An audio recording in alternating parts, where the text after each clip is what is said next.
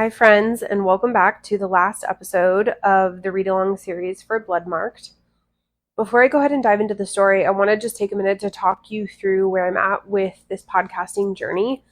If you have followed along to everything that I've posted so far, you'll know that I have a context episode out. You'll know that I'm doing a read-along series for Onyx Storm, and that we have the read-along series for the Legendborn series.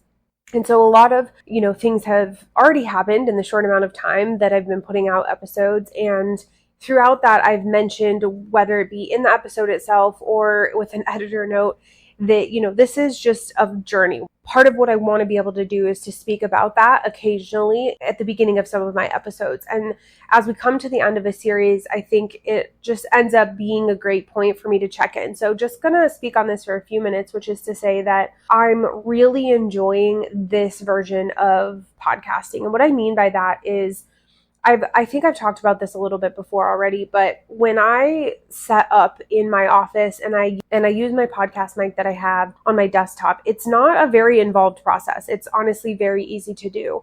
Sometimes there's something about sitting in front of a desk and just in a room where it feels, I don't know, I have to be in the right headspace for it. Otherwise it feels a little bit like confining, which is sometimes a bummer to say or think, because my office is my creative space. Like, I have a bunch of my art in there that I've collected and a bunch of Disney stuff. Like, it's, I have Legos in there, I have collectibles. Like, it is supposed to be the space for creativity. And I think that I have put such an emphasis on that I have almost at times like forced myself to use that space for this creativity. And it's been fine, but it's been a little bit harder for me to keep up with the motivation of recording, because it always just feels like it's such this big production, which it is. Like, a lot of time and effort goes into doing a podcast, recording, let alone then editing and all of that kind of stuff. But I want to take a minute to reflect, because I've recorded a lot today. I read the last third of the book in one day. And so the episodes that y'all have listened to, I have slow released. I've held on to for a little bit and slow released to be able to give other people time to read along with me, to give myself time to start reading new books and to record. I didn't want to dump a bunch of stuff in just a couple of days. Like, that isn't the point. And there's also going to be moments where this is over a weekend. So it's been to my benefit to be able to have time to read. There's going to be moments where I'm going to have something ready and a week is going to go by because I'm not going to feel motivated to read after work and whatever. But all of it to say, what I want to talk about is a little bit about that, about how I've been feeling about it. I think what has put me in a place to want to record so much this weekend and to want to read so much this weekend is it goes a little bit hand in hand. Obviously, I'm reading a story I really enjoy. And so when I like the writing and I like the content, you want to finish the book, you're enticed by it. I think the other part of it with the recording aspect is the fact that I am using this portable mic. I've had these for so long, and honestly, it's kind of embarrassing to say, but for a while I couldn't quite figure out how to get it to work. But I have these two little mics. You just clip them onto your shirt, and then you plug in the receiver or whatever to your phone or whatever device. And so a couple of really cool things have happened through this experience of using them. One, obviously I figured out how to get it to work. And I've been using it with my phone, which means I'm right now I'm in my bedroom. When I recorded some of the other episodes, I was on the couch. I can be in different spaces in my home and feel really inspired in the moment of finishing a certain section of a book or chunk of a book to just talk as if I was there with somebody else or a girlfriend or whatever to debrief. And that is what I want this podcast to feel like. I want it to come naturally and to feel authentic. So it's made it a lot easier for me to record. As much as I've talked about how there's going to be differences in the way that the audio sounds at times, and even the first episode that I put out was a couple of different types of audio put together, it isn't my best work by any means. But again, I'm just here to put content out because I want to and because I'm liking this, and we'll figure out how to be better and do better as we go. But my point in saying all of that is me releasing myself from having to do it a certain way is really allowing the creativity to flow and the creative juices to flow. And it's making me feel really excited about this, which is really great. Additionally, with that, what's been really great is I started editing some of the recordings that I've had from before, but I also recorded myself too.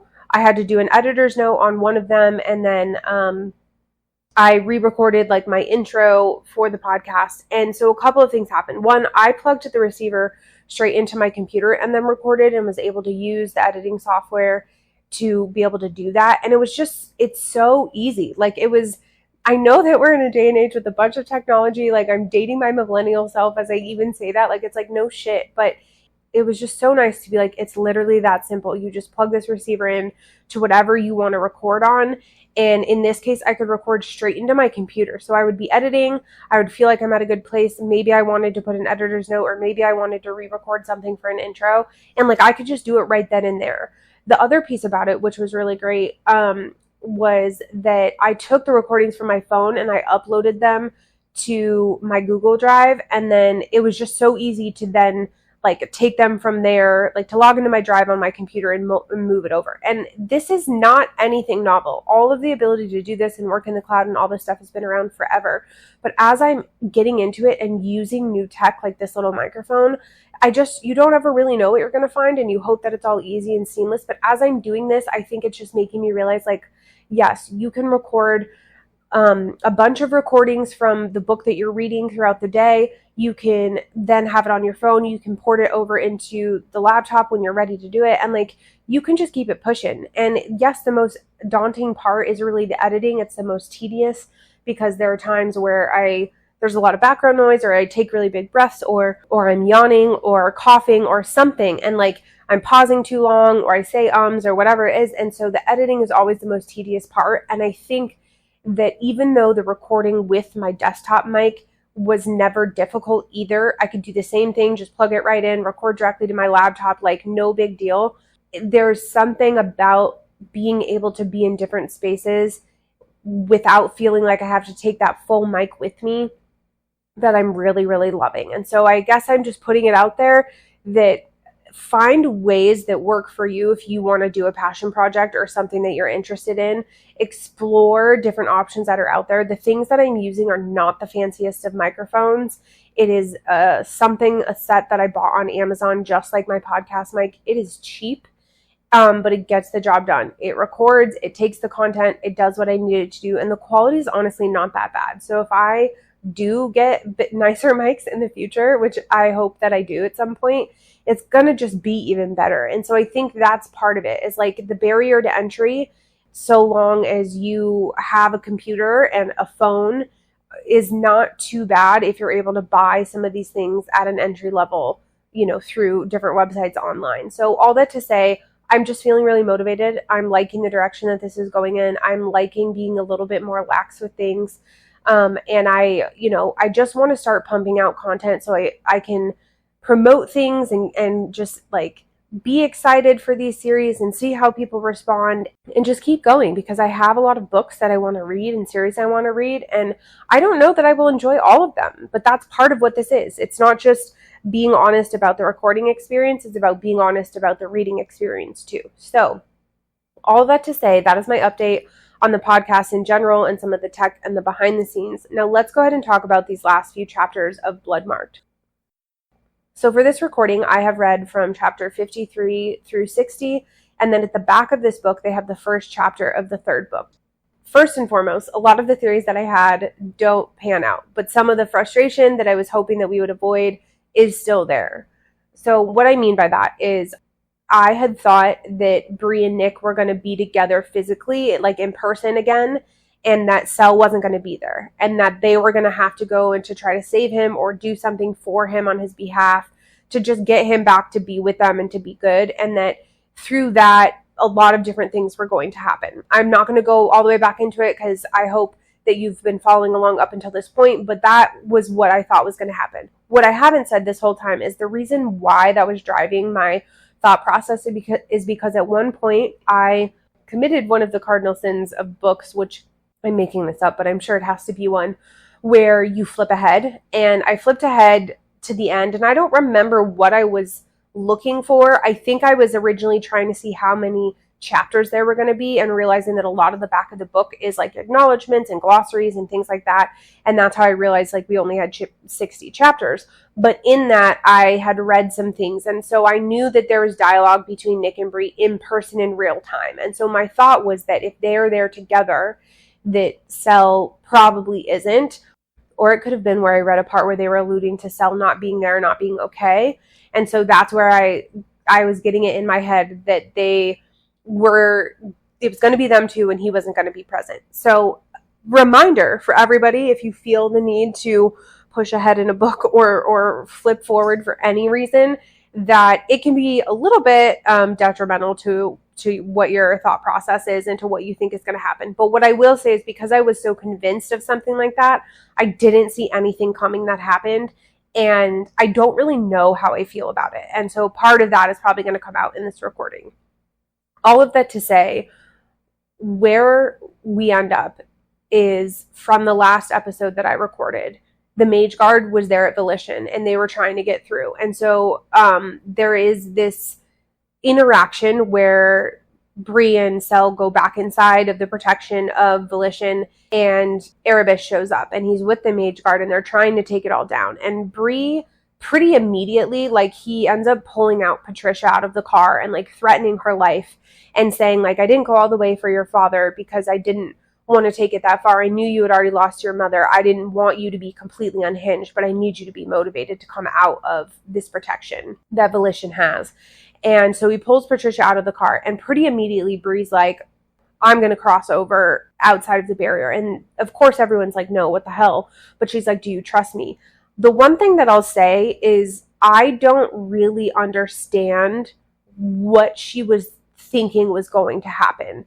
She still at this point has no control of her powers. Yes, she's learned some things, like she's practiced, but she still has no control fully of her rootcraft or of the ether and Arthur. And so I don't know what she thought was going to happen. I'm going to keep continuing and then I'll come back to a possible theory that I have. She gets ready to cross through and basically she calls Arthur and says like, I'm in danger now.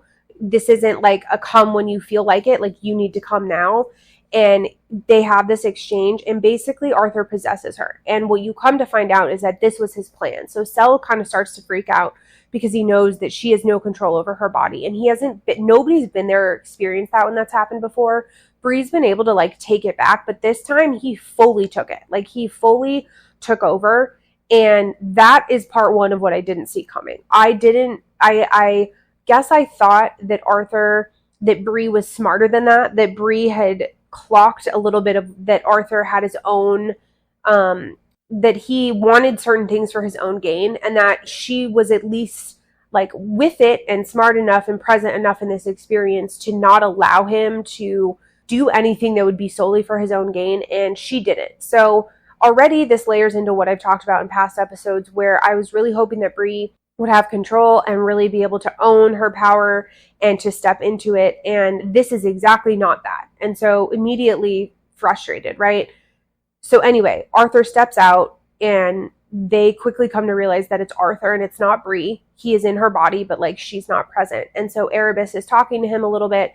And then there's this interaction with the hunter that ends up happening where like pretty quickly you end up seeing that there's some, like, I think a spear gets thrown and it's like this shadow spear, and Arthur ends up having this conversation with the hunter about like, oh, I thought you were dead, old friend, and like whatever. And they kind of have this back and forth, but the Shadow King doesn't attack. Anyway, this happens and he ends up leaving because more mage show up and they quickly try to get control of the situation. Well, unfortunately, what ends up happening through all of this is that like Cell and Alice come through. They are trying to make sure that like Patricia gets through, but that they can get Bree.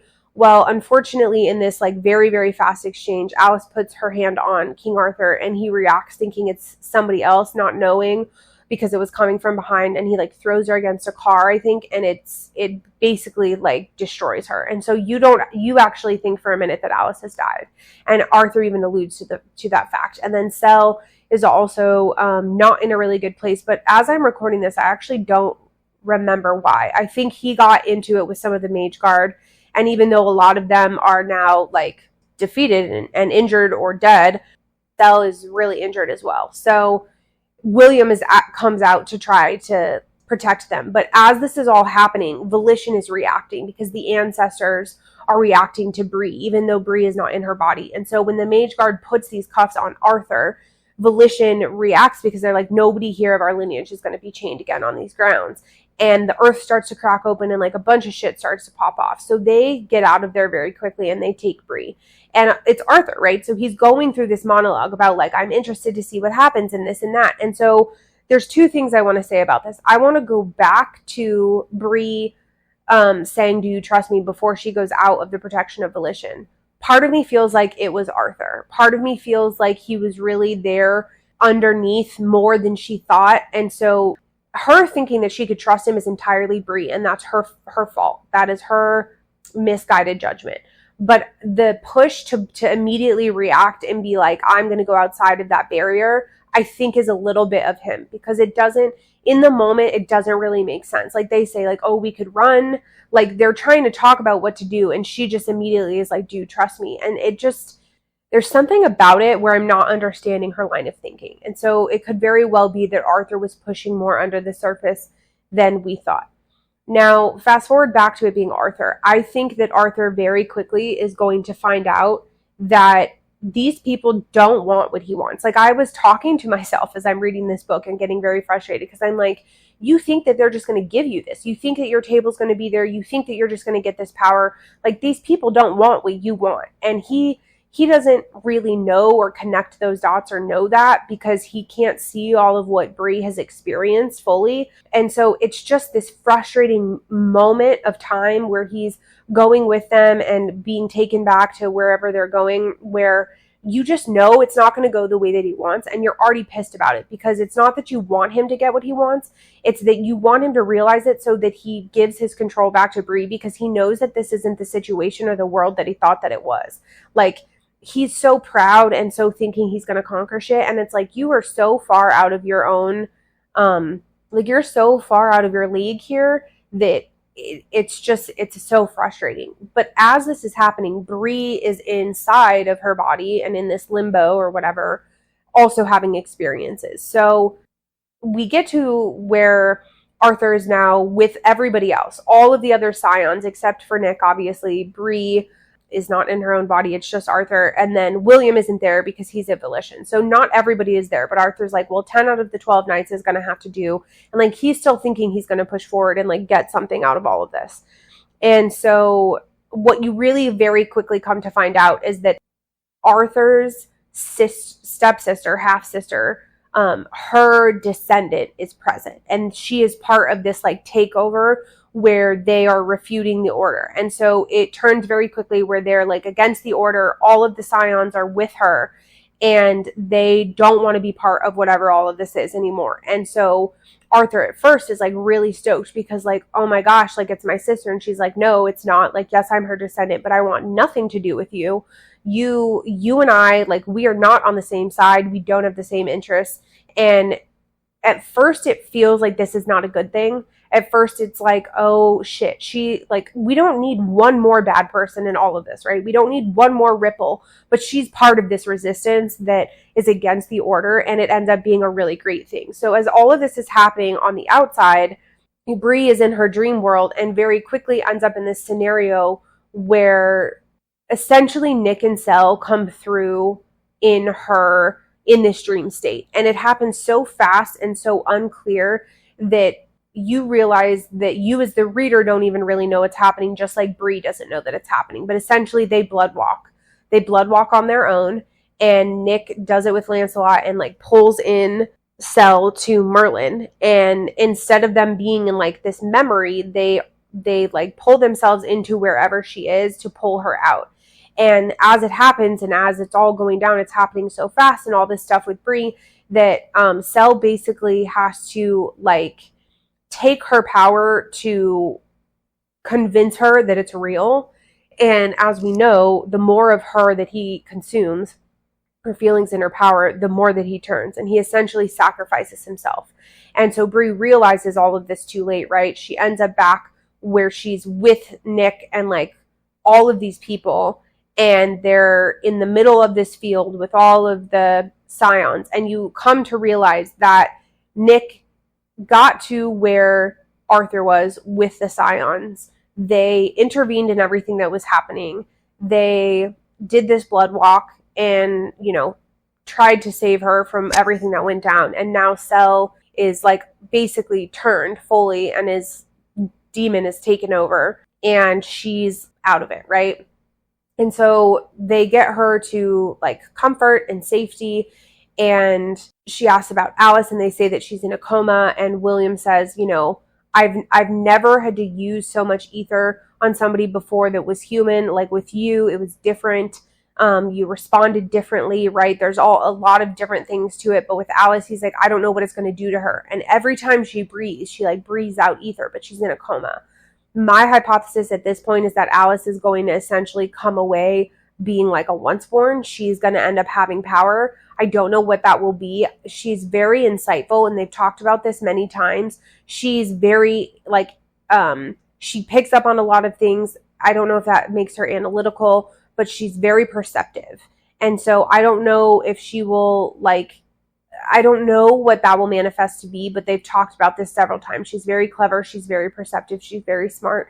I don't think Alice is going to die after all. I think she's going to get power. And I think that she's going to end up being somebody that has loyalty to Bree. Don't remember what they call them off the top of my head, but when this all started, Nick brought Bree in as like one of his comrades, so to speak. And every line has one of these. And again, apologies for not remembering what it's called off the top of my head. I think that she's going to end up being that to Bree. And I think that still I'm under the assumption that Lark is going to be her mage guard. But this is where we get to the rest of the story. All of this has gone down, right? All of this has happened. And Bree comes away from all of this when she's able to, where she goes out into the field and she, you know, goes into the plane to connect with her ancestors, and essentially she burns it. She burns this ancestral plane with all of these like river links and links out to her ancestors, and she says, I don't want any part of this. Like, I have been coming to you for so much help and support, and it's not that I don't, you know, I didn't need it then, but I don't need it now. Like, I have to figure this out for myself. I have to walk my own walk. And even one of her ancestors is like stepping forward and is like, you're making a mistake. Like, don't say that we didn't warn you, right? And gives her like these words of wisdom. But when all of this, before all of this happened, the other thing that ended up happening is when Bree was with Cell and Nick in that like dreamlike state or whatever, she started to realize that it was real. How do I want to say this? When she was with Cell and Nick in that dreamlike state and started to realize it was real, she basically undeclared her loyalty to Arthur. Even though she didn't complete the rite, she had already started to say some of those things when she went through that process and like pledge like connection and loyalty to this whole process. She basically retracted it. She's like, I don't accept this. I don't want this. I don't accept being the scion. And that is a big part of what kind of cracked everything open during that situation. So we're at this place now where we don't know if she's connected to Arthur at all. We don't know if the bloodline trumps everything, and if she's in a fight, she can still use his power or not, but it's only in those situations of defense, or if it's completely shattered forever. They don't talk about, is it possible to basically just not be a scion? Like, it has always happened against their will. So, you know, maybe that was just her breaking this extra layer of closeness that she has because she's a medium. But it felt very much like, I don't want to be his scion at all. And so I don't know what that's going to mean. And then she's burning the ancestral plane. So she has no connection to them. And so you just realize that she's going it alone. But as a lot of this has happened, she has started to, I can't remember the exact scenario when it all went down, but she basically, when she was burning the plane, she's like, I know how to call root for myself now. Like, what I was saying in the last episode happened, where she essentially gained control in a minute of all of this chaos. It wasn't from training. It wasn't from just like practicing concerted effort. It was in a moment of chaos around her where she ended up being able and like realizing how to control it. And how she did it is because she's like, it's not coming from anyone else. I'm not borrowing it from anyone else. It's not my mother's power. It's not my mother's power. It's not any of the lineage. It is me. This is coming from me. And so that independence and that recognition that she is her own power source and she is all that she needs is what now allows her to very easily control that. And that's why she burns the plane, because she's like, I don't need you all. Yes, it's important and it matters, but your story has just done nothing but put me in a place where I'm in the position that I'm in, and I need to figure it out for myself, and I know how to control this now. And so like, I don't need this connection on this plane anymore. And so I also think that now she's probably not going to be able to blood walk. I don't know that for certain, but it makes me think that that could be an issue. Where we end up after all of these things have happened is that as she gets done with all of that, the Shadow King shows up, and she is not afraid because she already has an understanding of who this person is, and it ends up being Erebus. And I never saw that coming, but she basically says, I figured it out. They go through this whole monologue of how she figures it out, but she's like, you were protecting me. And she's like, it wasn't about an attack, but it was about protection. And he was like, well, yes, but because I have been waiting for like power, essentially. I needed to have the line protected to an extent to get to the place of being the right person, and you are that person. And so that's why you wouldn't harm her. But now she's like, I want to make a bargain with you, because she knows he's a demon. And of all the things that we've learned about bargains, does Bree do any of these things and have any amount of cleverness in them? No, she does not. She makes this bargain and she essentially says, I want to go see Cell right away. I want you to take him to his mother and hope that she can help, like in effort for her to potentially help him with this bloodlust and this like demon takeover, which even Erebus is like, the Shadow King is like, I can't guarantee that she can do anything about it. And Bree's like, yeah, I know, but we're doing it anyway, because you know where his mom is. And he's like, okay. And then he says his part of the bargain, right? So all this goes down. And so essentially Nick and them come out and find her, and she dips out and leaves him there and just like vanishes, because Erebus like takes her with him to wherever and however he travels. And then they go and they get Cell, and the Shadow King Erebus brings him to his mom. She doesn't go for that part, but he says that he did and that she has him. And again, he's too far gone, but whatever. Bree's like, she can help. And now Nick is in one place. Bree is, wherever the hell in the world with this guy. And Selwyn is off with his mom somewhere. Who knows what's happening. And none of them are together. All three of them are apart. And what you soon come to find out is that, of course, it's an unbrokered bargain. So there isn't strict rules. And he basically says, yes, I said that I would train you. And yes, I said that I'd teach you. Because Bree's like, if you teach me and train me, then I'll be at my peak power faster. And then because you want to like kill me when I'm at my peak power, so you can take all of my power and be powerful, if you train me, you'll just get there faster. But in the back of her mind, she's like, I'm going to learn all of these things and I'm going to kill you. Because he basically is like, I don't remember exactly how it went with the bargain, but he essentially tricked her. And he was like, I can train you how I want, when I want, I can take as long as I want. I can do it on my own terms, whatever. But like, he essentially is like, this is why you should have always done, and like why Valak mentioned having brokered bargains, and like why you don't do that. And she realizes that she's just trapped with him, and he travels with her and takes her to where he wants to take her, and she has no choice but to go about it.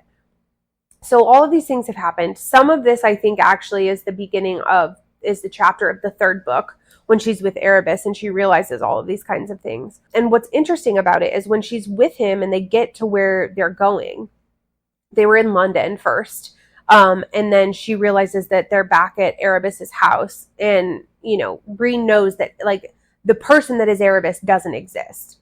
Well, he did, but he's dead. This demon just took his body. So the Shadow King is not actually Erebus. Erebus is dead, and has been for who knows how long. The Shadow King has just been waiting and biding his time.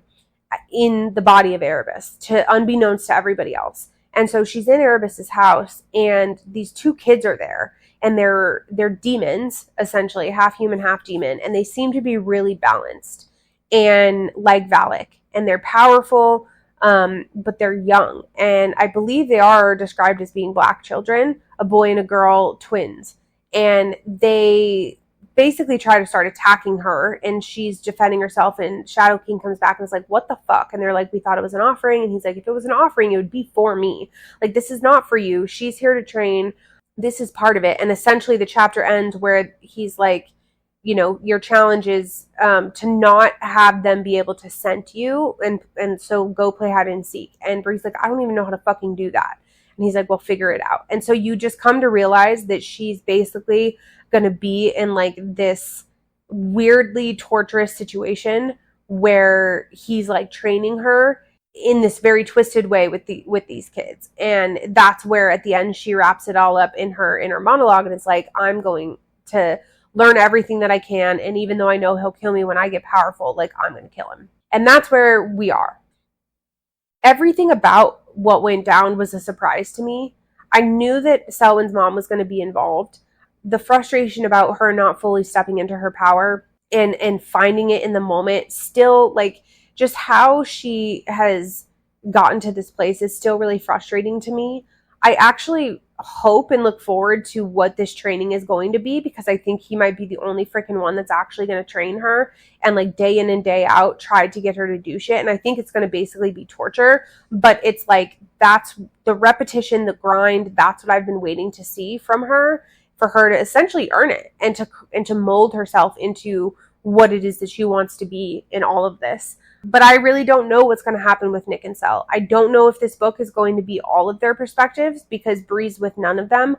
I don't know if they're going to be able to reach her. I don't know if Nick's going to be able to bloodwalk and reach her, and if he even still can reach her when she doesn't have any loyalty now to Arthur. Like, there's so many unknowns that are open now. And let us not forget, all three of them not being together, it's that she's with this Shadow King guy who does essentially want to kill her and take her power. The Order, you know, while it seemingly was jarred, you don't really have confirmation if they're fully dismantled or not yet. There's a lot, and it makes me a little bit nervous if the third book is the last book, because there's a lot of things that are going to have to be checked off. Obviously, again, you have Sel's mom, but like, I could also see a full force effort of a lot of these other people coming together to try to save Bree. And like Sel's mom being there, and like full court press with all of these people in her life that she's met along the way that come to try to save her from this Shadow King. But the thing about all of it is, while he definitely matters and he plays a part in the Camlan of it all, the war still is like there. You know, the demons are coming. And so what I'm also interested is like, is the Shadow King directly the driver of that and the only factor? Is it strictly just him that's the factor in Camlan, or is it happening in addition to him? Is he just another player, but Camlan happens no matter what, and all these demons come no matter what, or is it solely him? So there's a lot of questions and a lot of things that I want to have answered. I guess to some degree I'm pleasantly surprised that what I thought was going to happen didn't, and that it was a completely different direction than I thought that it was going to go in. Say all that to say, I don't really know how I feel. I don't know where I'm at with all of this. I think that I was ready for Bree to work through her feelings with Nick and just accept and own that she has feelings for Sel and put that to rest. I think I had just wanted some of these strings to be done, but when you add in that layer too of the love, it's like Nick is a string, Sel is a string. Like, there's just so much left undone and unattended to. And there was a moment, as I say all of this, I'm thinking to kind of everything. There was a moment when we thought Alice was dead where like I was really bummed, but I was like, well, it kind of makes sense because nobody in a really big way for Bree has passed. And so I'm a little bit worried that somebody is still going to die, and I don't know what that is going to do or what that is going to mean. So yeah, I'm not sure what all is going to go down in this book and if it really will, you know, fully be the last, but there's a lot to get through. And I think it's possible. I think it could be done and wrapped up nicely, or at least in a way that feels like things are somewhat spoken for, but only time will tell. So all of that to say, a little bit of a frustrating cliffhanger because we have to wait so long for this next book. I promise you the minute that I get it, I will start reading and do a follow along for that. But it's been a really great series. It's this too, while fantasy and has elements of romance in it, it is a young adult novel. These characters are, for the most part, I mean, I guess at least Bree, she is young. I wouldn't recommend these books for kids, of course, and I'm sure that there's plenty out there that says that as well, just because of everything that goes down. But it's not super, super mature. And so that has been interesting for me to shift into, even though some of the characters aren't necessarily all that much older than them when you talk about Fourth Wing or even Throne of Glass with Selena, or I guess Aelin, I should say. They just, the way that things are handled and talked about and characters interact with each other and the way the romance is handled, it's much more mature.